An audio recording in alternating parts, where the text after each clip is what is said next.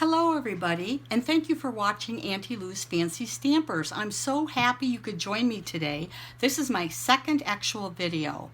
When I first started stamping many years ago, I didn't really have a clue as to some of the basic tools that were needed to do card making with stamps. I remember going into the big box stores and looking at all the items, and I didn't have a clue as to what they were for, let alone how to use them. I had a very good friend who introduced me to stamping, and one day she invited me over to her home, and she had out on her dining room table all the basic tools that she recommended that I have to start out in paper crafting. So that's what I want to do for you today. Being that this is a new channel for me, this is a whole new venture for me, I want to do for you, the new or intermediary stamper, what someone else did for me. So today we're going to be introduced to some of the basic tools for stamping that you would like to have or maybe need to have, and maybe some of these things that you have already. One of the first things I'm going to show you is the Big Shot die cutting machine, and I'm showing you the picture of the one in the annual catalog. It's on page 214 because the die cutting machine that I use right now is a similar product, but it isn't the one from Stampin' Up, and I really want to endorse the Stampin' Up products. This Big Shot die cutting machine is used with the dies or embossing folders to easily cut out shapes and textures to your projects. It includes the standard cutting pads and the Big Shot platform. It runs for about $110, and if you want to see it in your annual catalog, it's on page 214. And if you don't have an annual catalog, please contact me and I'll send you a complimentary one. So it's really important to think about, if you want to do embossing and die cutting, to think about getting one of these machines. And then on page 207, I'm going to talk about the paper snips. Now, I actually don't have the paper snips. I have a small Fiskars pair, but the pair in the catalog is page 103, 579. They're $10. They're very good as far as precision cutting, especially when doing fussy cutting, which means the very detailed cutting. Very good if it's an item that you want to cut that doesn't have a die cut with it. They have precision ground tips cut to the end of the blades, very thin, and they're only 2.5 inches in length. So that's a good item to have. That's item number 103579, and those are $10. I'll also show you, I have two larger pair of scissors. One is my large paper cutter scissors. These are Fiskars as well.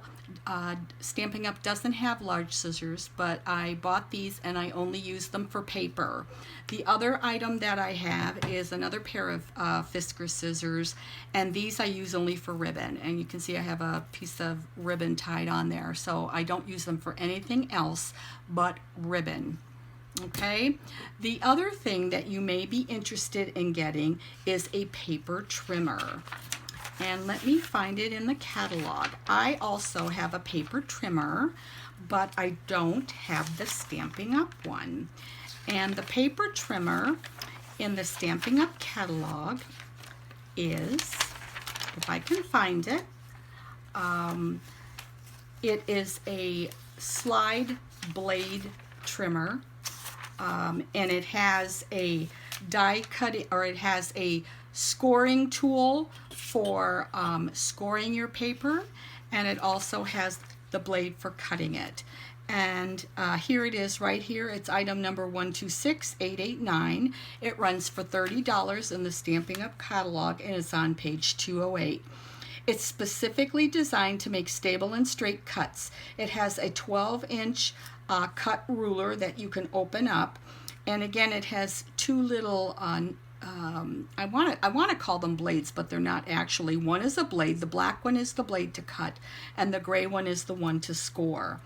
And it's a very versatile tool. If you're going to be cutting and making multiple cards, you really need some sort of a paper cutter, and this is the one for you, and it runs for $30. The Simply Scored is the scoring tool per se. It is item number 122334. It runs for $30 as well. And scoring means that you're making creases in your paper.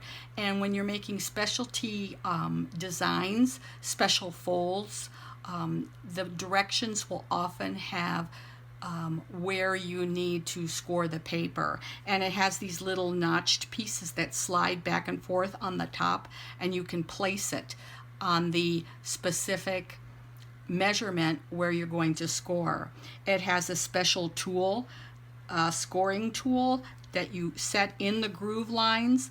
Again, I don't have this specific type of scoring tool, and I use my bone folder when I score, but you really want to have a scoring tool.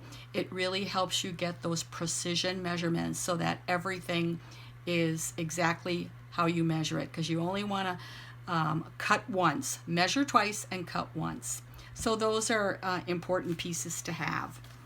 I'm going to put my catalog aside for now, and I'm going to show you I do have a ruler. Any kind of ruler will do. This is just a regular ruler I got at Walmart, and it's always good to double check your measurements. I always like to keep a ruler on hand, and I just have it available. The other thing that you really want to have too is grid paper. Stampin' Up! Sells their grid paper in packs of 100 sheets, so it'll last you a long time. It's great to protect your work surface, but what's great about it is it has measurements. On one side it has metric in centimeters, and on the other side it has linear in inches, which is perfect when you're doing your projects. It has a little column on the side where you can write notes or measurements if you're creating a card and you want to create the recipe later. You can make sure that you write all the items that you're using so that you will be able to include everything in your recipe for later on. You can reuse these. As you can see, this sheet has been reused multiple times. It's a great piece of equipment. So a pack of 100 lasts a long time. A lot of people will buy a pack and split it amongst their friends. So this is item 130148, the grid paper. The next thing that we use is the acrylic blocks. That's these big, heavy plastic blocks. They're nice and thick. They have a nice handle on the side that gives you a good grip. We use these to secure your red rubber clear stamps and also your transparent photopolymer stamps, so that it gives you a stable surface to hold your stamps.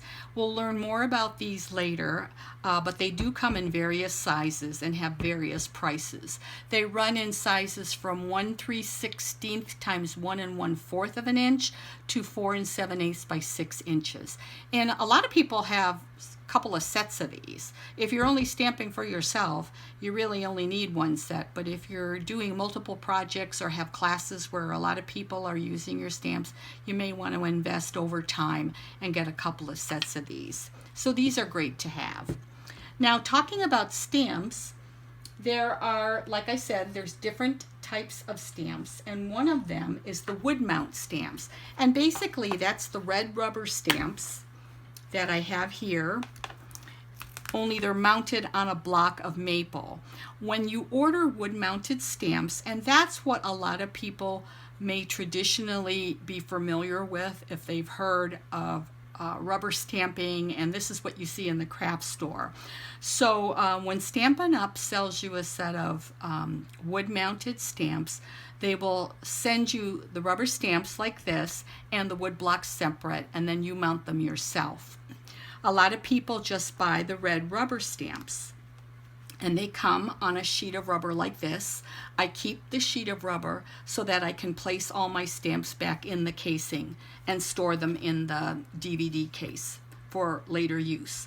When you get your red rubber stamps, these also come, and it's hard to see in the video, but these have clear transparent labels that you can adhere to the back of the stamp so that you know what you're stamping. What I have found though in my use of the transparent labels is that they cause me problems in having the stamp adhere to the block.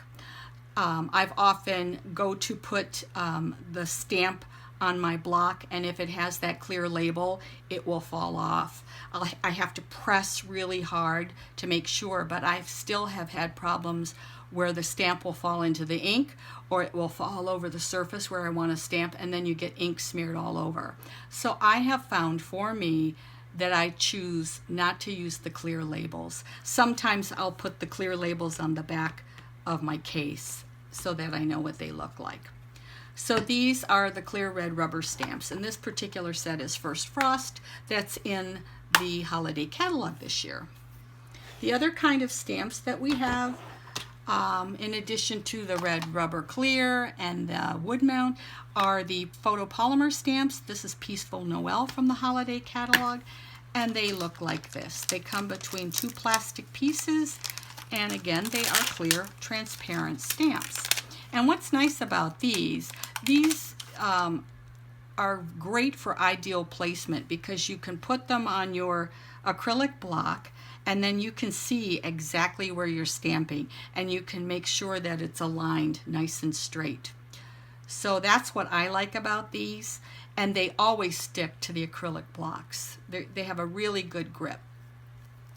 The one thing that they do that a lot of people don't like is that they do stain when you're using the darker colors. Colors like the reds, the blues, the greens, the very dark colors, it'll stain. Doesn't do it with the Memento Black, but it will with the reds and the greens and the blues. But that does not hurt the integrity of the stamp, so don't let that worry you. But always make sure after you use your stamp sets that you clean them off. You can use the new Stampin' Chamois or a paper towel and some mild soap and water, but just make sure that you wipe all the ink off before you use another ink and stamp another project. So those are the three different kinds of stamps: the wood mount, the clear mount, and the photopolymer mount. They always come in these wonderful little boxes. And what's nice too is that you can buy these clear DVD boxes empty through Stampin' Up! As well, which is great. The other tools that you might want to have is a bone folder. The bone folder is used, again, I use it when I'm using my scoring tool to make the groove, to make the mark for the crease line. And then when I fold my card, I use my bone folder to give it that nice crisp fold. So this is a great tool to have, and I actually have 2 or 3 of them. This is item number 102-300, the bone folder, and great tool to have. You don't have to have it in the beginning, but down the line you may want to purchase one of these. Another item that we have is the Liquid Tombow multi-purpose glue. It's very strong. It dries clear. It has 2 tips.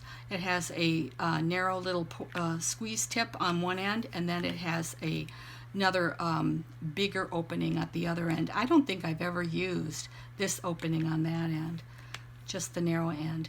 But I've even squeezed out a little bit and used a toothpick and kind of spread it, like when I'm trying to glue a snowflake or something that has intricate die cuts in it where you don't want a lot of glue on it, and you really don't need a lot of this glue. It doesn't take much, and it lasts for a long time. Here's another type of adhesive. This is the snail adhesive. It has an automatic cap that drops down to open and snaps up, and you just roll it. It works a lot like your whiteout that you buy at the store. These also last a long time. It's very strong and it's quick. It's great to use when you're making multiple items. So that's the snail adhesive, and you also can buy refills for this. So that's great to have. And I usually have multiple of these in the house, also the refills, so that when I do have classes, people can use them. Then we have our inks. These are the classic stamping pads. We now actually have 2 different kinds, so I'm going to show you both kinds. This is the newer container, and this is the old container. And we still have a lot of people that have the old containers. And apparently the contract ran out on the company that was making the older container, and so they signed up with a new container. And apparently there were some people that didn't like the way these opened. They were sometimes difficult for people. What I liked about them is they're nice and big. They have, it's not on here anymore because I've used it, but it has a label on the bottom, and this one has the label still. It gently peels off real easily, and you can put the label with the name of the ink on there so you can identify it when you put it in your slot. But you push it, where there's like 3 little dots there, you push it and flip it and slide it, and there's your ink. And then you pull it and flip it and lock it. And the ink stores upside down so that the ink is always generated to the top of the pad. The new ink container is similar in that the ink is stored upside down, but it opens like a compact, and it has a little lip here. So you pull it open and then slide it forward. I'm having a little problem with these, and I think it's just because they're new, so they slide a bit stiffly. So I just am practicing, and I've made a mess a few times. If you pull too hard on either one of these, you can pull the lid off, and it can be kind of difficult to put that lid back on. I mean, you can do it, but in the end you get ink all over. So just gently work with them when you're opening and closing them so that you kind of get a gist as to how they open and close. These two also have the label at the bottom. There's one to put on the front so you have the name. There's also one you can put on the inside so you can see the color that you're using. And then you flip it and then lock it. It snaps like a compact. And all of these inks, you can buy the re-inker, and I recommend that when you buy inks, you always buy a re-inker at the same time. That was always recommended to me by my upline, so I tell everybody the same. It's just a good practice. Then you'll never have to be worried about running out of ink, and you don't have to buy a second ink pad. So just buy the re-inker when you buy your ink pad. And then the last thing you really need to have is paper. Paper. This is the classic Whisper White 8.5 by 11. I always keep an extra pack or two on hand. Again, Stampin' Up! Has colored paper as well as black, and they have paper for all their ink colors.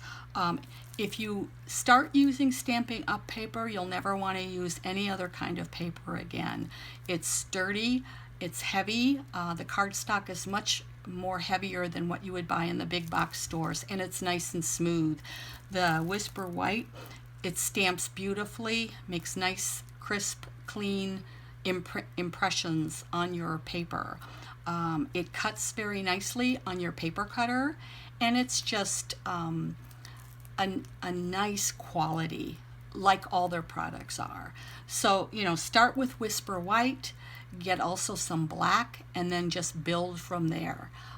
Again, all their paper and all their colors come in their different styles. They have regals, neutrals, brights. They have their in colors and their subtles. And, you know, you just buy what you like, buy what you'll use, and go from there. Again, you don't have to have everything in the catalog, but, you know, you have to start somewhere. One tip I always tell new people at stamping, try the kits or try the paper pumpkin. Wonderful way to start out because you get everything all inclusive in the kit. It's a great way to see what you like, what colors you like, what you don't like, and it's fairly reasonable in price. So there you have it. These are the basic tools that I feel that you need to get started. You may already have some of these tools, so it's important to use what you have and just build from there. I want to thank you all for joining me today. Please leave your comments below. If you enjoy this video and want to continue to participate and watch with me, please press the subscribe button below and visit me at my blog, AuntieLou'sFancyStampers.com. So happy you could come. Thanks, and we'll see you again. Happy stamping!